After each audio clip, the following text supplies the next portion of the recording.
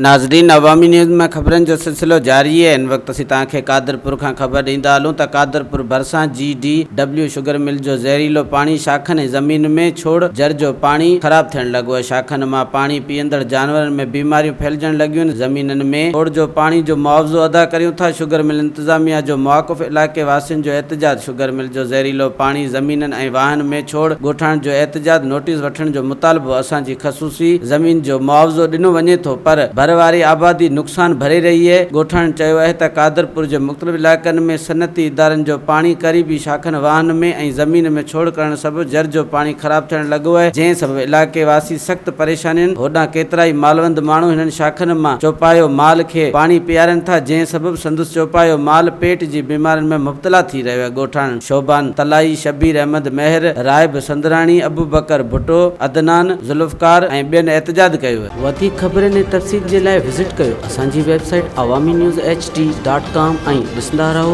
Awami news HD।